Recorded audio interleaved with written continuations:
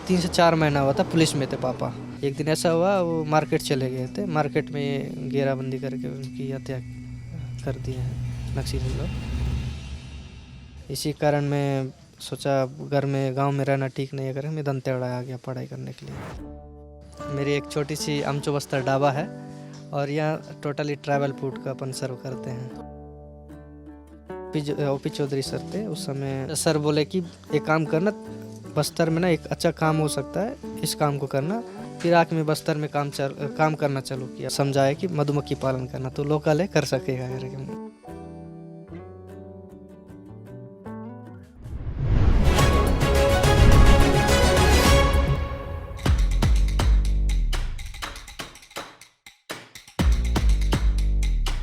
आज हम एल्मा गोंडा गांव गए थे।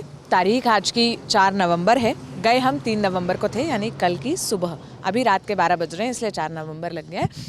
हम गए थे वहाँ पर एक कहानी करने, जहाँ पर पहली बार पोलिंग बूथ सेट किया गया है। उसका एक अलग से वीडियो हम आपको दिखाएंगे। लेकिन जब हम वहाँ से वापस लौट रहे थे सुकमा दंतेवाड़ा होते हुए, तो यहाँ बस्तर में हमें आमचो बस्तर ढाबा दिखा और भयानक तेज़ भूख लगी थी। एक लौता ऐसा ढाबा था तो यहाँ पर खुला हुआ है।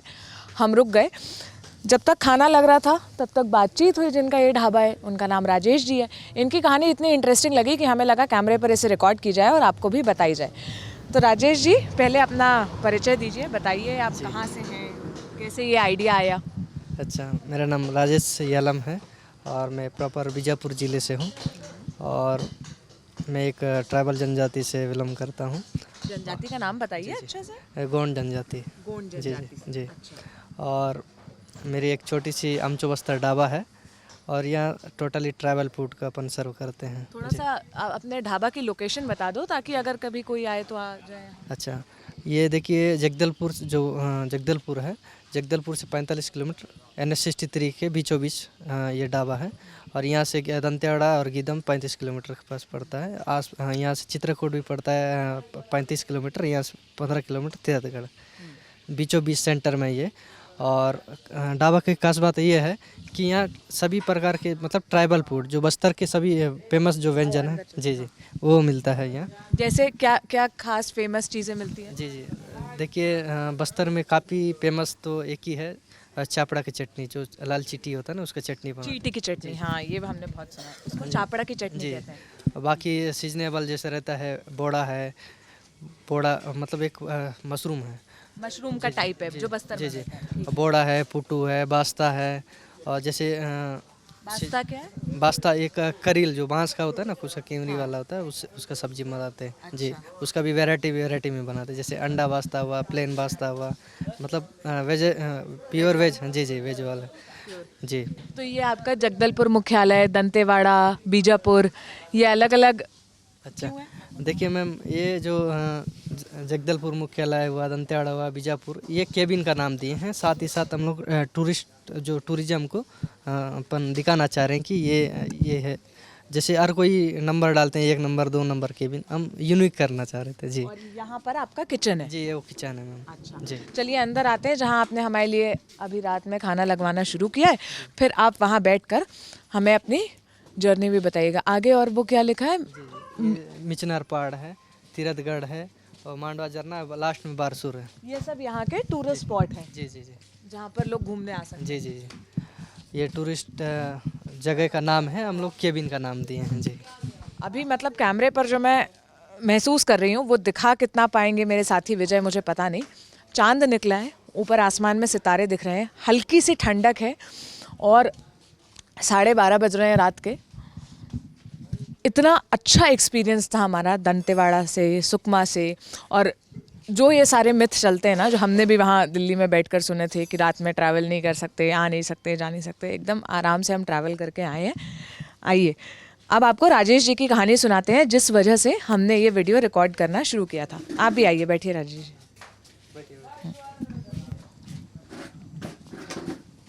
हमने लगवाई है दाल और करेले की सब्ज़ी और चावल भी लगवाए हैं। आप बताइए राजेश, बीजापुर के आप रहने वाले हैं, जी जी। फिर कैसे यहाँ ढाबा खोलने तक का सफ़र तय हुआ? देखिए मैम, एक कहानी है इसके पीछे, बहुत लंबी है। मैं एक बीजापुर जो गांव मतलब बीजापुर एक ज़िला है, ज़िला से 15-20 किलोमीटर मेरा गांव पड़ता है मुरकीनर। और एक वहाँ हादसा भी हुआ था 2005-6 की बात है। वहाँ एक कैंप स्थापित किए थे उस समय अपने जो मेरे जो गांव है वहाँ कैंप को भी पूरा उड़ाए थे नक्सली लोग। कहाँ था वो कैंप? क्या मुरकीनर मेरे गांव में जी, मतलब मेरे घर के पास में ही 100 मीटर के दूर में ही था।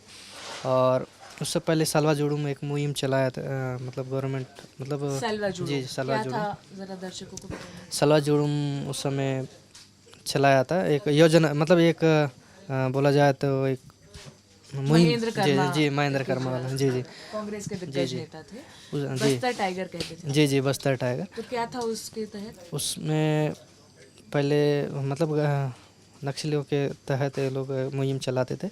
तो मेरे पापा थे उस समय गांव में रहते थे। नक्सलवादियों के खिलाफ ये अभियान शुरू किया गया था जी, और जी, उसके तहत क्या होता था? उसके तहत मैं छोटा था मैम उस समय उतना नहीं पता था। बस गांव के जो यंग मतलब जो एक्टिव लोग हैं उनको ले करके पुलिस में भर्ती करवाते थे और जी नक्सलवादियों के खिलाफ जी जी लड़ाई। लड़ाई करने के लिए। और उस समय मेरे पापा को ला के पुलिस में डाला मतलब पुलिस में भर्ती करवाए थे। करवाने के बाद 3 से 4 महीना हुआ था पुलिस में थे पापा। और अपना सर्विस देते देते ही एक दिन ऐसा हुआ वो मार्केट चले गए थे। मार्केट में घेराबंदी करके उनकी हत्या कर दिए हैं नक्सली लोग। उस समय मैं छोटा था, बहुत छोटा था, घर से बड़ा था। और इसी कारण मैं सोचा घर में गांव में रहना ठीक नहीं है करके मैं दंतेवाड़ा आ गया पढ़ाई करने के लिए। 2005 की बात है। और मैं दंतेवाड़ा में रह के अनाथ हॉस्टल में रह के पढ़ाई किया हूँ। वहाँ से 12 तक करके फिर मैं ग्रेजुएशन के लिए वहीं पर सोचा था। फिर बाद में कलेक्टर थोड़ा सा खेल उल में मेरा एक्टिव ज़्यादा था तो मैं कलेक्टर की नज़र में आ गया। फिर एक मतलब सोशल वर्क में मेरा थोड़ा अलग ही टाइप का रुतबा था वहाँ। कौन थे कलेक्टर? उस समय ओपी चौधरी सर थे, उससे पहले एक वो केसी देव सेनापति सर थे जी। तो कौन से कलेक्टर ने आप? हाँ जब जो हॉस्टल था ना ओपी चौधरी सर थे उस समय उनकी जो योजना था फिर वो हॉस्टल में जाके शिफ्ट हुआ था मैं। क्या खेलते थे आप? हॉकी का मेरा काफ़ी इंटरेस्ट था वाह। जी। उसके बाद फिर सोशल मतलब सामाजिक स्तर पे जैसे गांव में जाके बच्चों को मतलब पढ़ाई के क्षेत्र में उनको इंटरेस्ट दिलाना ये सब कुछ मेरा काम था। तो उसी क्षेत्र में करके फिर बाद में एक अच्छा सर बोले कि एक काम करना बस्तर में ना एक अच्छा काम हो सकता है, इस काम को करना और ईमानदारी से करना करके मुझे समझाया कि मधुमक्खी पालन करना तो लोकल है कर सकेगा करके मुझे बहुत कन्विंस किए हैं। फिर बाद में मेरे को पुणे में शिफ्ट किए, पुणे में पढ़ाई किया। उसका सर का भी ट्रांसफ़र हो गया। फिर मेरा भी पढ़ाई उस समय 1 साल तक मैं वहाँ था। पढ़ाई करके मैं अपना यहाँ चले गया क्या बोलते हैं कर्नाटक। कर्नाटक में रह के पूरा जंगल में पूरा फॉरेस्ट में मक्खी को पकड़ना, उसको बॉक्स में कैसे शिफ्ट करना सब चीज़ करता था। फिर बाद में फिर गुजरात बुलाए हैं। गुजरात में एक प्रोजेक्ट था, वहाँ 5 डिस्ट्रिक्ट में चलता था। वहाँ रह कर पूरा मतलब इटालियन जो मक्खी है उसके ऊपर पूरा काम किया। ऐसी करके फिर शहद प्रोडक्शन का जितना भी अपना जो शहद प्रोडक्शन होता था उसका सेल मतलब मार्केट नहीं मिल पाता था। फिर आके मैं बस्तर में काम करना चालू किया। बस्तर की मक्खियों के ऊपर काम करना चालू किया। फिर यहाँ का प्रोडक्शन चालू हुआ तो यहाँ के लोगों को मार्केट करने का कोई साधन नहीं था। फिर मैं बड़े बड़े एग्जीबिशन में जाता था, जैसे दिल्ली का हुआ, राजस्थान का हुआ, मुंबई का हुआ, आपका हैदराबाद का हुआ, सभी महानगरों में जाके मैं जितने भी इंटरनेशनल एग्जीबिशन लगता था शहद को लेके जाता था। तो वैसी फेस्टिवल में उनमें काफ़ी राज्य के लोग आते थे अपने अपने तौर तरीके, जैसे व्यंजन है अपने अपने स्टेट से अपना अपना फेमस व्यंजन लेके आते थे, लेकिन बस्तर का व्यंजन नहीं दिखता था। उसके बाद फिर ऐसे 1 साल तक काम किया। फिर कोविड लग गया। कोविड लगने के बाद फिर काम तो था ही नहीं। उस समय फिर मैं जगदलपुर में रहना चालू किया। जगदलपुर में रहते रहते फिर एक टेंडर डाला था मैं भोपाल का, बैतूल का, ये फॉरेस्ट जो है ना उसमें कवरिंग करने का पूरा यहाँ का मतलब नीलगिरी जो लकड़ी है बस्तर में कुछ क्षेत्र में था। तो फिर टेंडर डालने से वहाँ का टेंडर मिल गया। फिर यहाँ के जो लकड़ी है कटवा के फिर बैतूल पूरे लॉकडाउन में काम करता है। लॉकडाउन में जो पहला जो लॉकडाउन लगा था उसमें लकड़ी को मैं पूरा ट्रक में लाद के फिर बैतूल लेके जाता था और वहाँ के पैसे को यहाँ के लोगों को बंटवाता था। अंदर अंदर गांव में काम चलता था मेरा। फिर बाद में उसी नीलगिरी का जो वेस्टेज है इससे कुछ किया जाए करके फिर इस रूट में जगह वगह पता करने के बाद पता चला कि आसपास कोई ढाबा नहीं है। केसलूर के बाद इधर तो पूरा गीदम तक कोई ढाबा नहीं था। फिर मैंने सोचा एक वेस्टेज जो लकड़ी है उससे कुछ ढाबा का मतलब अगर दिया जाए करके अपन चालू किए। 3 महीना तक इसको बनाने में वैसे जैसा जैसा इसका मतलब आकार दिए बनते गए। जी वही लकड़ी है और इसमें चालू किया। उसके बाद फिर स्टडी किया कि मैं बस्तर में अगर कर रहे हैं थोड़ा यूनिक टाइप का करें।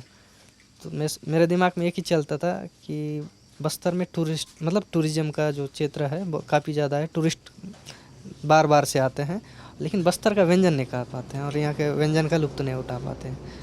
बढ़िया। तो अभी घर में कौन कौन है राजेश? जी घर से बड़ा मैं हूँ और साथ में माँ रहते हैं साथ में। उसके बाद मेरी छोटी बहन है, भाई है। बहन भाई क्या करते हैं? दोनों पढ़ाई कर रहे हैं। तो ये बस्तर के राजेश की कहानी है। हमें लगा कि आप तक ये बताई जानी चाहिए कि इतने संघर्षों से निकलने के बाद भी इन्होंने उम्मीद नहीं छोड़ी, लगातार मेहनत करते रहे, कुछ ना कुछ। तो यहाँ मधुमक्खी पालन कहाँ पर होता है? ये मधुमक्खी पालन इधर पीछे काटाकांदा है और बुरुंगपाल साइड होता है। जी अब रात के 12 बज रहे हैं तो हम आपको दिखा नहीं सकते जाकर, वरना हम दिखाते। कभी आएंगे हम आपको मधुमक्खी पालन देखने के लिए भी। अब हमारे सामने खाना लगा है, दाल रखी है, करेले की भुर्जी है, चावल मंगाएंगे। ये क्या है? तो बैंगन है, करेला है और आलू का भरता बना है। अच्छा, बैंगन है, करेला है, आलू का उसका भरता बना के देंगे। अब सलाद रखिए, अब मुझसे और इंतज़ार होगा नहीं। बहुत भूखी हूँ, सुबह से कुछ खाया नहीं है। बस अब हम कैमरा बंद करेंगे, खाना खाएंगे। कैमरे के पीछे विजय थे, मेरा नाम सोनल है। राजेश की कहानी पर आपको क्या कहना है ये ज़रूर कमेंट बॉक्स में बताइएगा। और जिन ओपी चौधरी का राजेश जिक्र कर रहे थे, अब वो भाजपा के नेता हैं, इस बार चुनाव भी लड़ रहे हैं, विधानसभा चुनाव। नतीजे क्या होते हैं ये देखेंगे। 7 तारीख को पहले फ़ेज़ की वोटिंग है, 17 तारीख को दूसरे फ़ेज़ की। जब काउंटिंग डे होगा तब भी हमारी कवरेज जारी रहेगी। आप अपनी राय कमेंट बॉक्स में छोड़ जाइएगा। शुक्रिया।